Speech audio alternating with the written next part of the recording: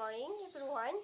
My name is Pisonia Artha my student number 888118066. Today, I will read the short story about The Monkey Paw by W. Jack.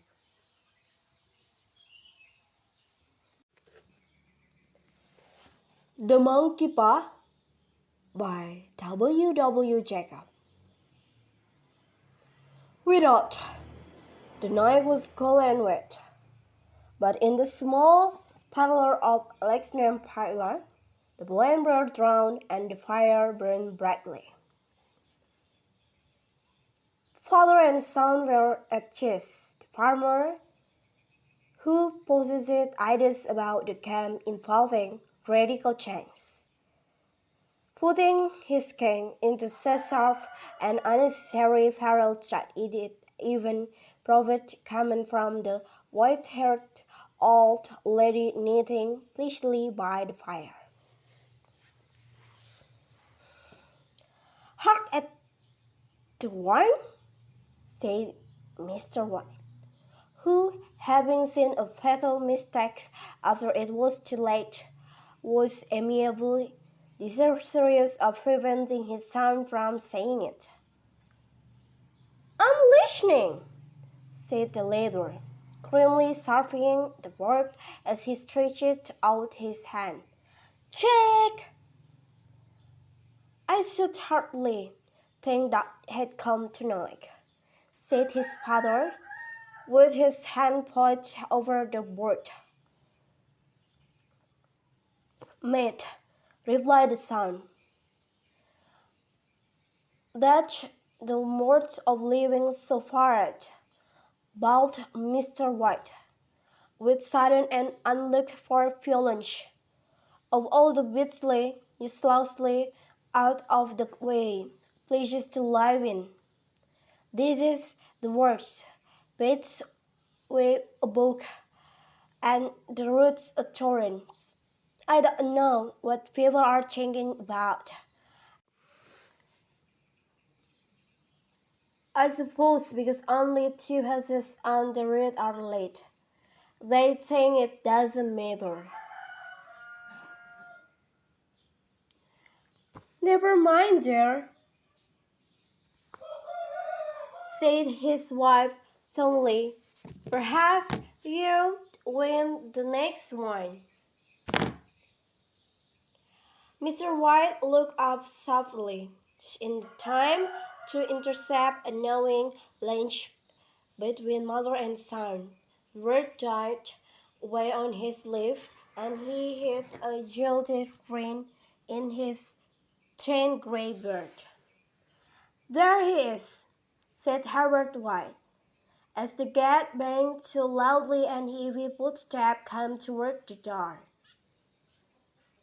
The old man rose with hospitable hatch, and opening the door, was here condoling with the new arrival. The new arrival also condoled with himself, so that Mrs. White said, "Toot toot," and coughed gently as her husband entered the room, followed by a tall, burly man, beady of eyes and rubicund of visage. "Sergeant Major Morris," he said, introducing him. The sergeant major shook hands, and taking the proffered seat by the fire, watched contentedly while his host got whiskey and tumbler and stood a small copper kettle on the fire. And the third glass's eyes got brighter, and he began to talk to the little family circle regarding with eager interest this visitor from distant part, as he squared his broad shoulder in the chair and spoke of strained skin and dog-teeth, a boy and palladish and strange people.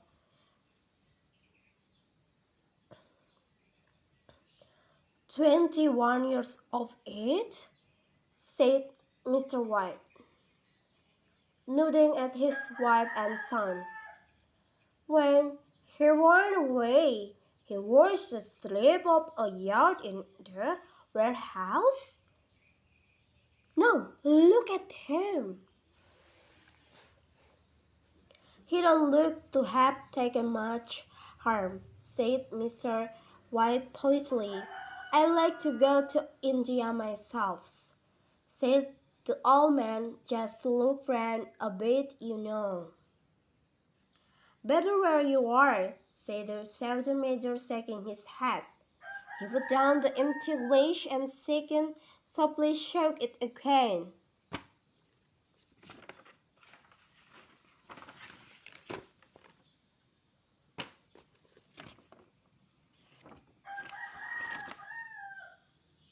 I should like to see these old temples and parking in Jagra, said the old man. What was that you started telling me the other day about a monkey paw or something, Maurice?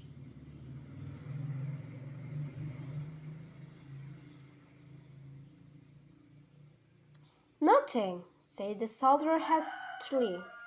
Literally nothing worth hearing.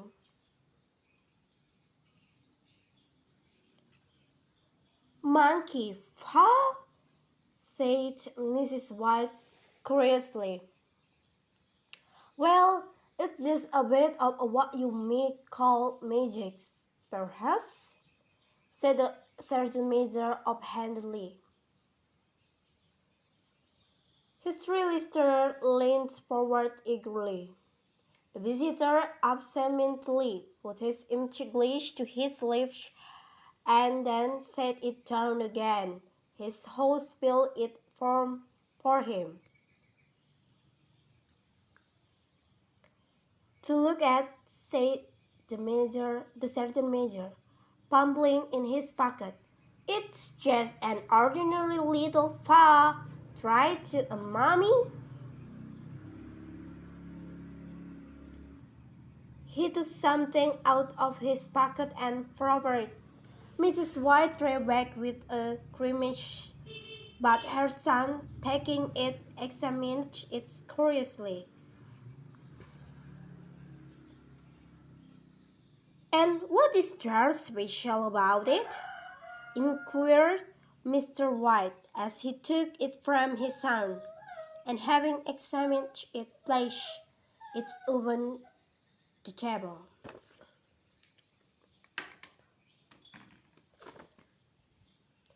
It had a spell put on it by an old fakir, said the sergeant major. A very holy man. He wants to show that fat rule people's life and that those who interfere with it so to the first sorrow. He put a spell on it so that 3 spearmen could each have 3 wishes from it.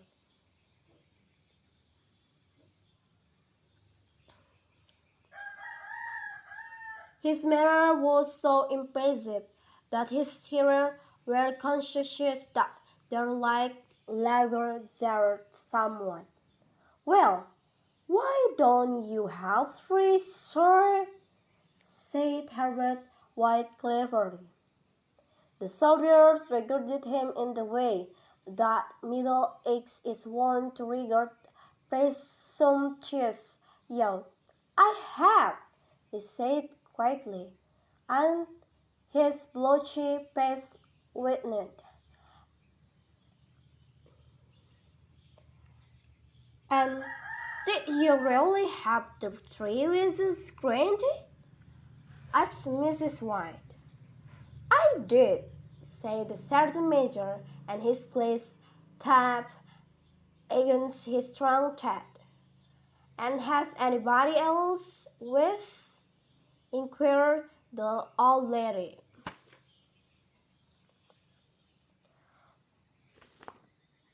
The first man had his 3 wishes. Yes, was the reply. I don't know what the first 2 were, but the third was furthered. That's how I caught the fowl. His stones were so brave that a house fell even the ground.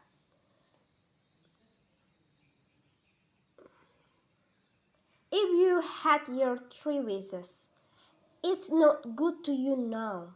Then, Moorish, said the old man at last. What do you keep it for? The soldier shook his head. Panshi, I suppose, he said slowly. I did have some idea about selling it, but I don't think I will. It has caused enough mischief already. Besides, people won't buy. They think it's a fairy tale. Some of them, anxious who do think anything of it, want to try it first and pay me afterward. If you could have another 3 wishes, said the old man, eyeing him keenly, would you have them? I don't know, said the other. I don't know.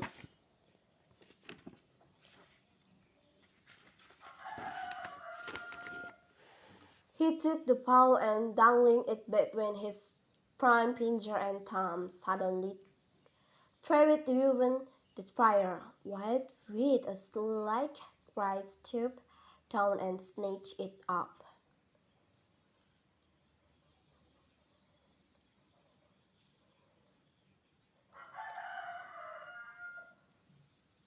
Better let it burn, said the soldier solemnly. If you don't want it, Moorish, said the old man, give it to me. I won't, said his friend doggedly. I threw it on the fire. If you keep it, don't blame me for what happens. Put it on the fire again, like a sensible man. The other shook his head and examined his new possession closely. How do you do it? He inquired. Hold it up in your right hand and whistle aloud, said the sergeant major. But I warn you of the consequences. Sound like the Arabian Night, said Mrs. White, as she rose and began to start the supper. Don't you think you might miss four pair of hands for me? Her husband drew the talisman from his pocket, and then all 3 burst into laughter as the sergeant major, with a look of alarm on his face, caught him by the arm. If you must wish, he said gravely, wish for something sensible.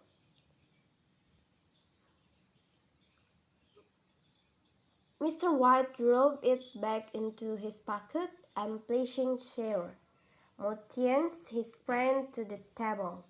In the busyness of supper, the talisman was partly forgotten, and afterward the 3 sat listening in anticipation to a second installment of the soldier's adventures in India.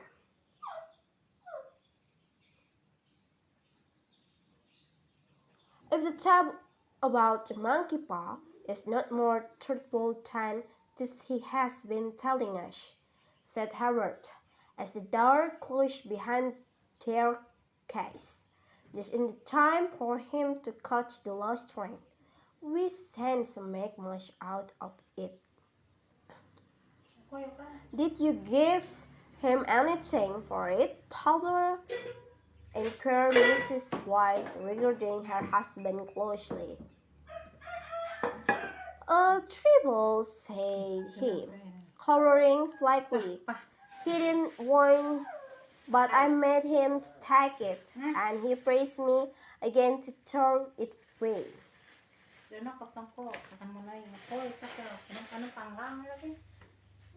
Why Exactly, said Herbert, with printed heart. Yeah. Nah. Why we're going to be rich. Yuk, koi kayo.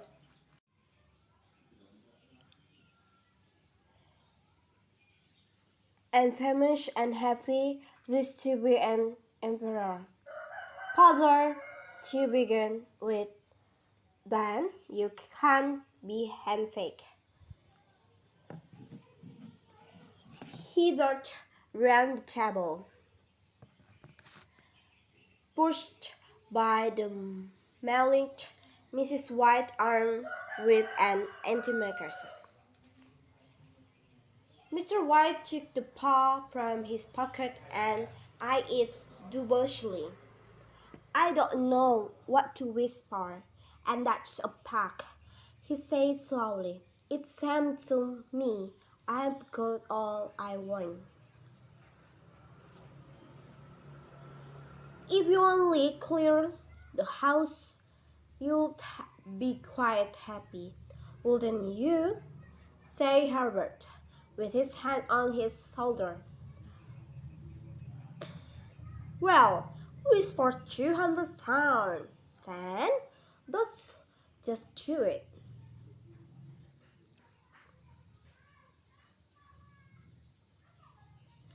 His father, smiling sympathetically at his own credibility, held up the talisman as his son, with a solemn pass somewhat marred by a wink at his mother, sat down at the piano and struck a fair impressive chord. I wish for £200, said the old man distinctly. A fine craze from the piano greeted the word, interrupted by a shuddering cry from the old man. His wife and son ran toward him. It moved, he cried, with a glance of disgust at the object as it lay on the floor. As I wished, it twitched in my hand like a snake.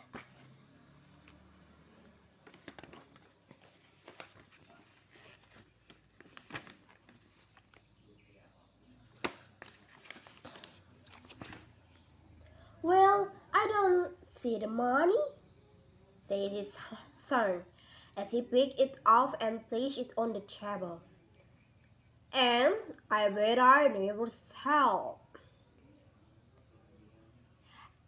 It must have been your fancy, father, said his wife, regarding him uneasily.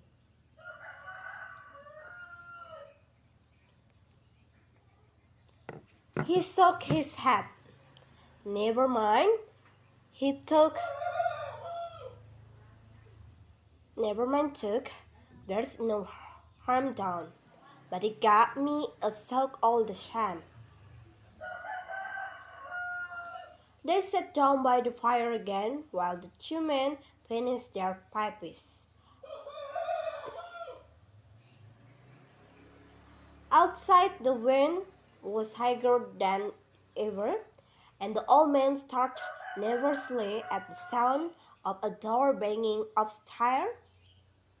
A silence unusual and depressing thought of an old tree, which lasted until the old couple rose to retire for the night. I expect you'll find the cat tied up in a big bag in the middle of your bed, said Herbert, as he bade them good night. And something horrible squatting up on top of the wardrobe watching you as you pocket your ill-gotten gains. In the brightness of the wintry sun next morning as it streamed over the breakfast table, Herbert looked at his peer. There was an air of prosaic wholesomeness about the room which it had lacked on the previous night, and the dirty, selfish little paw was switched on the sideboard with a carelessness, with bitterness, no great belief in its virtues.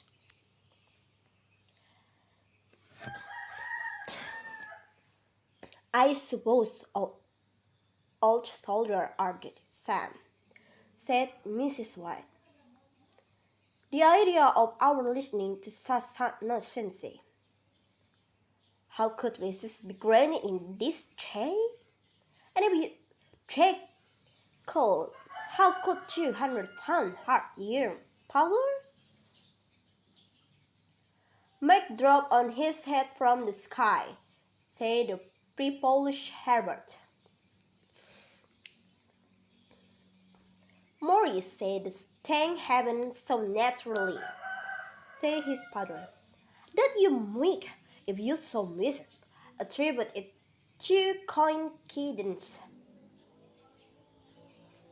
Well, then break into the money before I come back, said Herbert, as he rose from the table. I'm afraid it will turn you into a man, a ferocious man, and with so help to disarm you. His mother laughed and following him to the door, watched him down the road and returning to the breakfast table, was very happy at the expenses of her husband's credulity, all of which did not prevent her from scurrying to the door at the postman's knock, nor prevent her from travelling somewhat shortly to retired Sergeant Major of B. Bulow's habit when he found that the post broke a tailor's bell.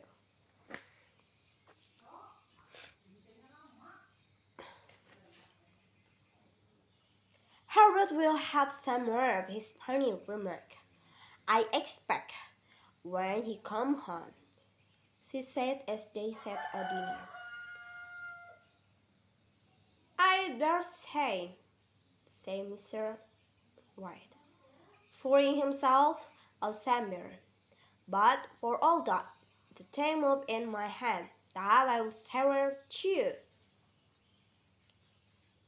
You took it, Jade, said the old lady sternly. I say it, Jade, replied the other. There was no talk about it. I had just. What's the matter?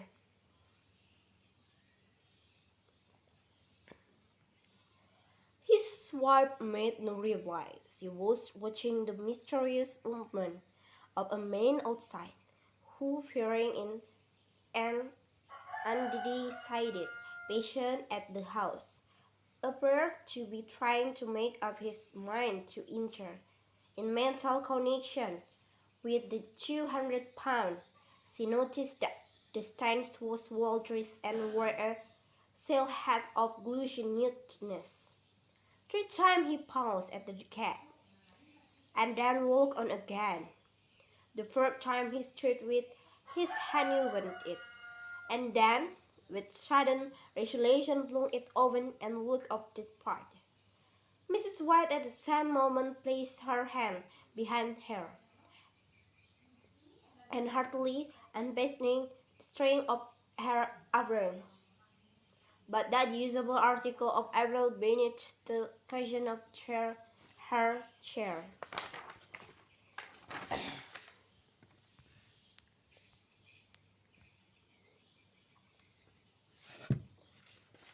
She brought the stranger, who Samuel at easy, into the room. He gazed sportively at Miss White, and listened in a perceptive vision as the old lady apologized for the appearance of the room, and her husband coach, a German with a usual reserve for the garden. She then waited as patiently as her sex would permit from him to broach his business, but he was at first strangely silent. I was asked to call, he said at last, and stooped and picked a piece of cotton from his trousers. I come from Ma and Megan. let it start. Is anything the matter? She asked breathlessly. Has anything happened to Herbert? What is it? What is it?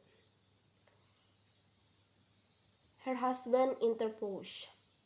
Dear mother, he said hastily. Sit down and don't jump to conclusion. You have not read bad news, I'm sure, sir. And he eyed the other wistfully.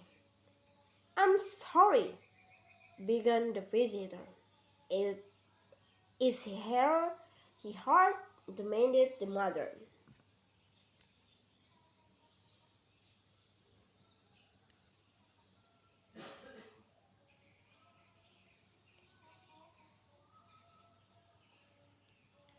The visitor bowed in accent.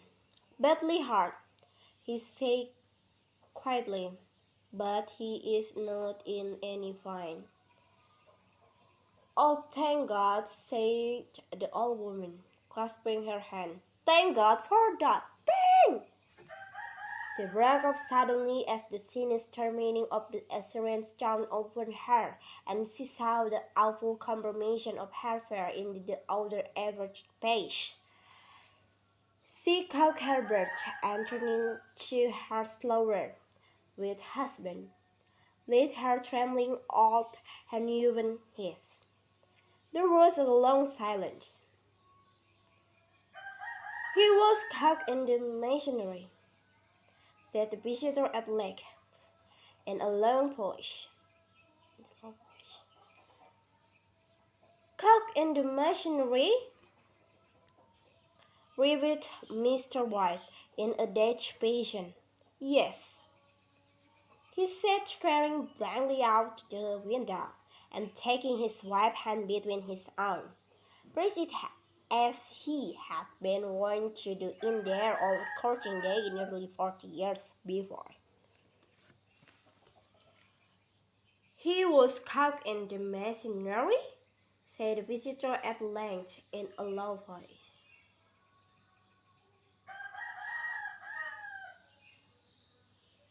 He was the only one left to us, he said, turning gently to the visitor. It is hard.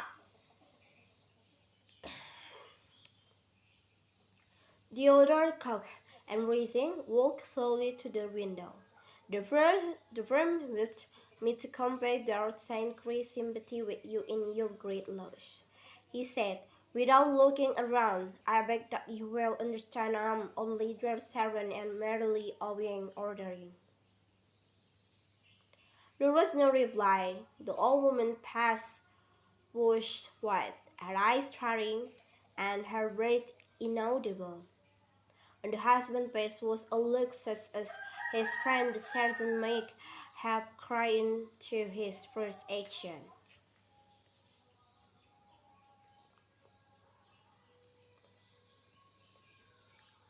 I was to say that Ma and Maiden disclaim a responsibility, continued the other.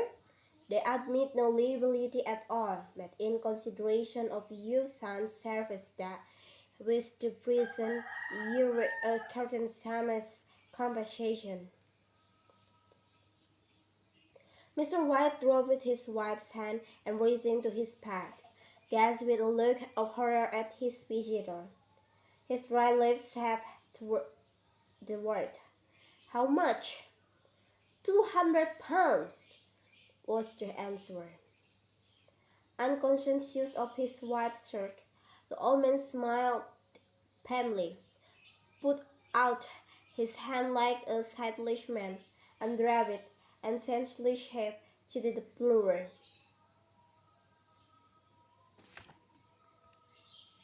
In the hot news cemetery, some 2 miles distant, the old people buried their dead and come back to a half step in saddened silence. It was all over so quickly that at first they could hardly realize it, and remained in a state of expectation, as they thought of something else to help something else which was too late to loot, too heavy for all her to bear. But the day passed and expectation their flesh.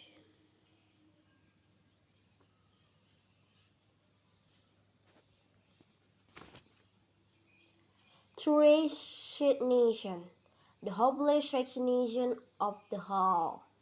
Sometimes miscalled apathy.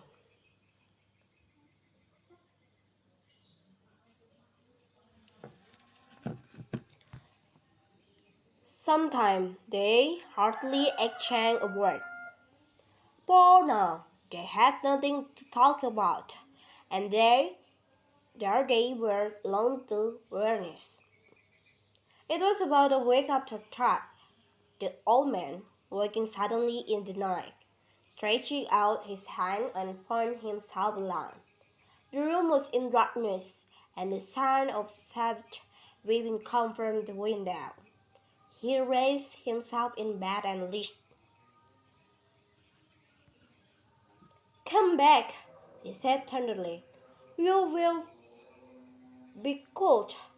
It is colder for my son," said the old woman, and wept afresh. The sound of her sob died away on his ear. The bed was warm, and his eyes heavy with sleep. He thus wept fully and then slept until a sudden cry from his wife awoke him with a start.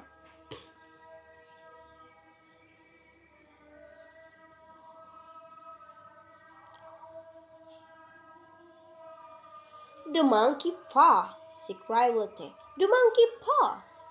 He started off in alarm. Where is it? What's the matter?"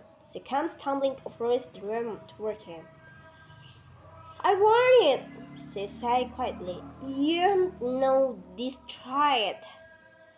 "It is in the parlor and the brick," he replied, marveling. "Why?" She cried and laughed together, and bending over, kissed his cheek. "I only just took of it," she said hysterically. "Why didn't I think of it before? Why did you think of it?" "Think of what?" he questioned. "The other two wishes," he replied gravely. "We have only had one." "Was not that enough?" he demanded fiercely. "No," she cried triumphantly. "We have one more. Go down and get it quickly, and wish our boy alive again." The man sat up in the bed and flung the bedclothes from his quaking climb. "Good God, you are mad!" he cried aghast. "Get it!" she panted. "Get it quickly, and wish!" "Oh, my boy! My boy!"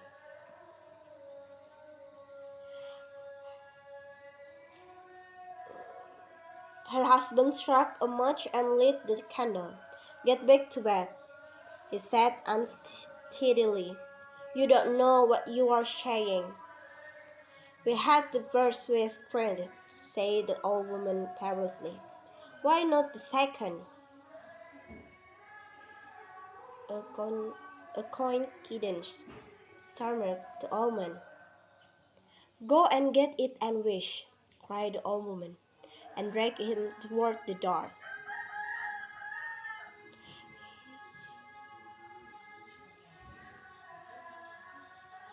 He went down in the darkness and felt his way to the parlor, and then to the mantelpiece. The talisman was in its place, and horrible fear that the unspoken wish might bring his mutilated son before him ere he could escape from the room sat upon him, and he caught his breath as he found that he had lost the direction of the door. His brow cold with sweat, he pulled his way around the table and groped along the wall until he found himself in the small passage with the unwholesome thing in his hand.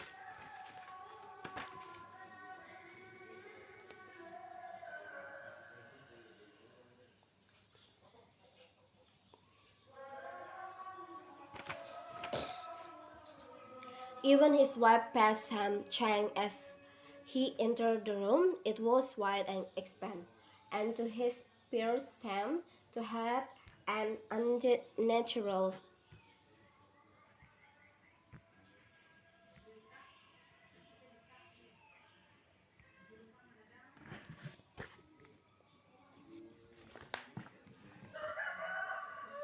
look even it.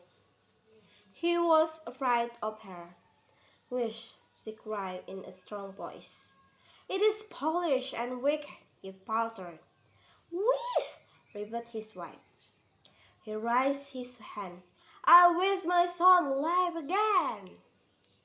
The talisman fell to the floor, and he regarded it shudderingly. Then he sank trembling into a chair as the old woman, with burning eyes, walked to the window and raised the blind. He sat until he was chill with the cold, glancing occasionally at the figure of the old woman peering through the window. The candle end, which had burning below the rim of the china candlestick, was throwing pulsating shadow on the ceiling and walls, until, with a flicker larger than the rays, it expired. The old man, with an unspeakable sense of relief at the failure of the talisman, crept back to his bed, and a minute or two afterwards, the old woman came silently and apathetically beside him. Neither spoke, but both lay silent, listening to the ticking of the clock. A star creaking and squishy mouse scraped noisily through the wall. The darkness was oppressive, and after lying for some time, screwing up his cracks, the husband took the box of matches, and striking one, went downstairs for a candle. At the foot of the stairs the match went out, and he paused to strike another, and the same moment a knock, so quiet and subtle as to be scarcely audible, sounded on the front door.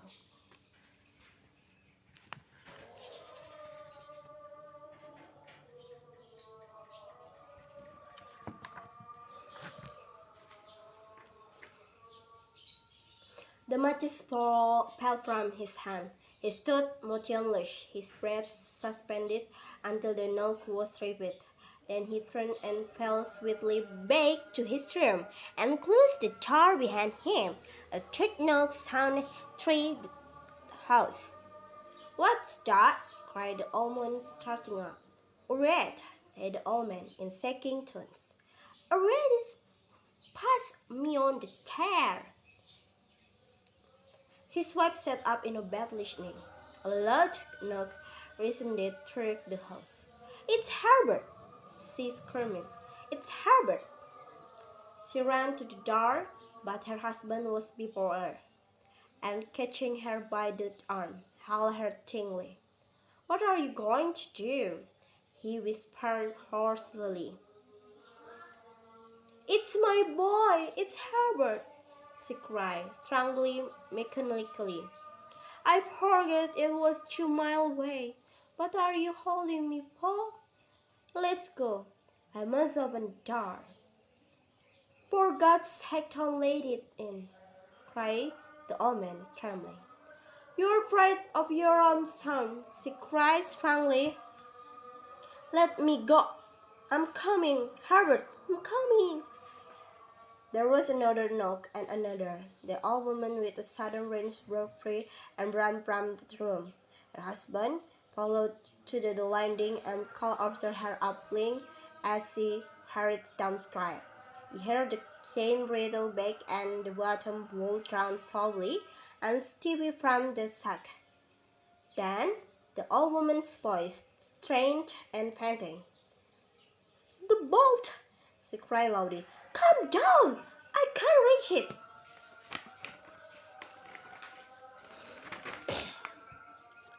But her husband was on his hands and knees, groping wildly on the floor in search of the paw.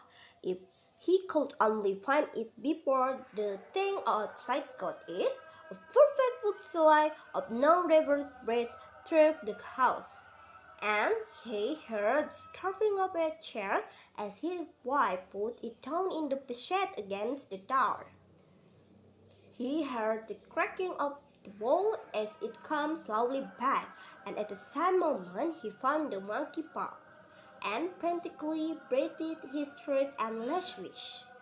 The knocking case suddenly, although the echoes of it were still in the house, he heard the chair drawn back and the door open. He echoed when reached off the staircase, and a loud wail of disappointment and misery from his wife gave him a courage to run down to her side, and to the gate beyond. Two traveling flickering opposite sounded a quiet and deserted road.